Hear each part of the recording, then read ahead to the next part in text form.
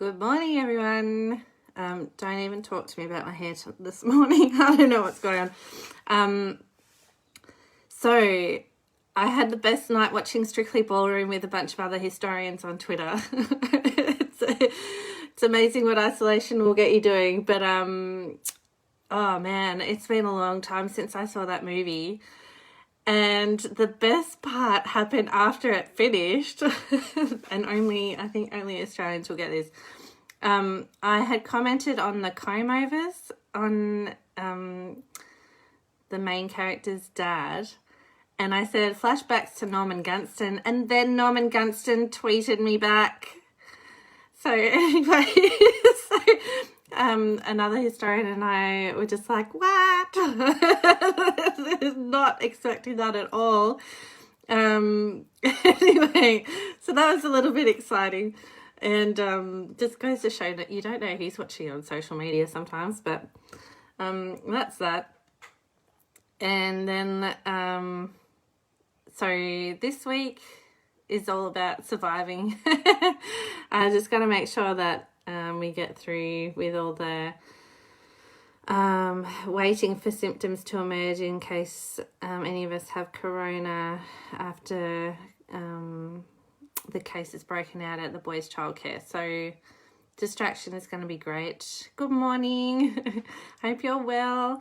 And then so I'm just starting to help some historians too with their social media presence and web presence. So if you're interested in getting some help with how to put your research up online, please get in touch. I am happy to do a discounted rate at the moment for people who are not able to get much work or are in a bit of a precarious position.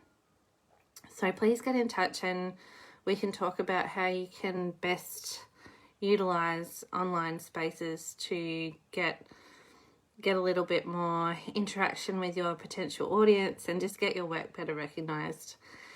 Because there are a few really easy ways to do it that I've picked up from the business community, so it might be helpful.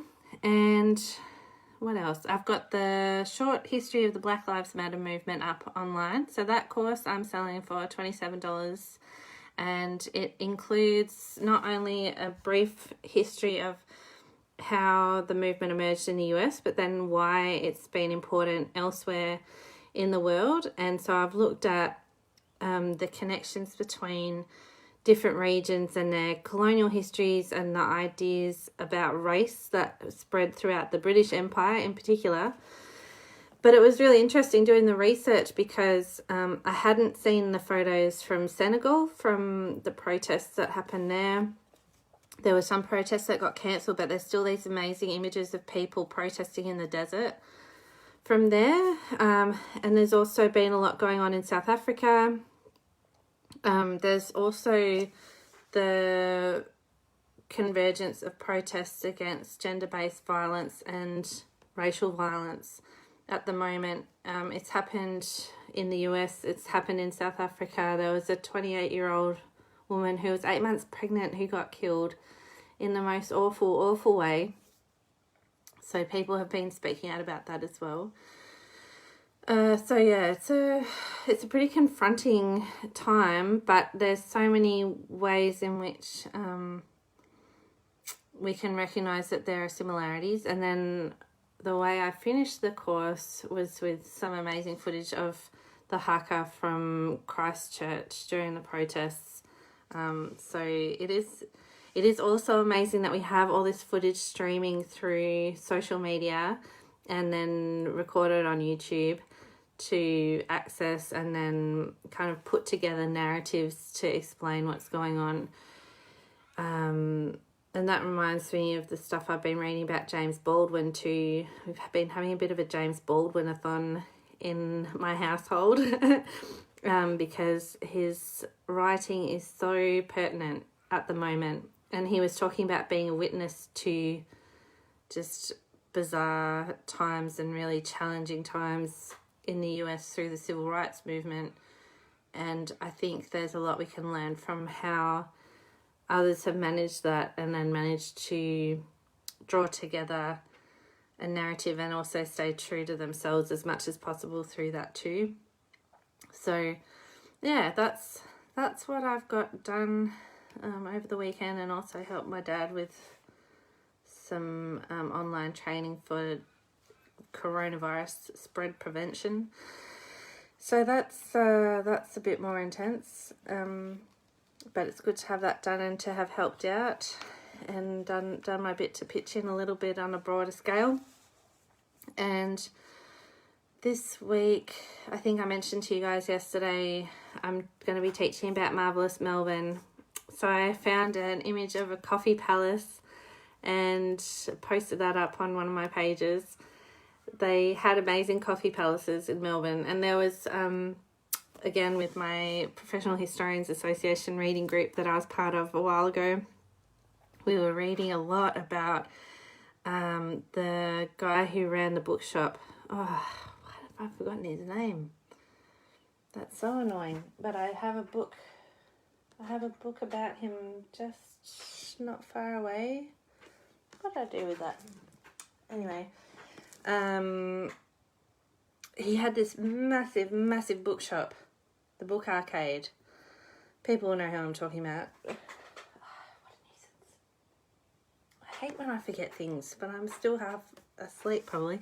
Anyway, massive Book Arcade, and then there was like animals and stuff that people could go and see. This is all in Melbourne in around the 1870s. So it was an amazing time. And then in the readings I've been doing, it's talking about how because of all the gold and the gold rushes, Melbourne changed so rapidly from log cabins and weatherboard houses to stone, magnificent buildings. And then thinking about Little Lonsdale Street and some of the rougher parts of the city, which are now not so rough. And there is that amazing part of the Melbourne Museum that replicates some of this stuff, and they've got artifacts or mementos from the Book Arcade there as well. So if you haven't checked that out, once we're out of lockdown, if you're around Melbourne, I really suggest that you go and see that exhibition, because it's really cool, and it gives you a better understanding of where we are a little bit. Still think Sarah Pinto really is the bomb when it comes to describing Melbourne as it was from pre-colonisation into today, because I've heard her talk about it over the last few weeks, and yeah, it's been amazing. So that is that. So I hope you all have a good day. I'm just going to be staying at home because of the isolation stuff.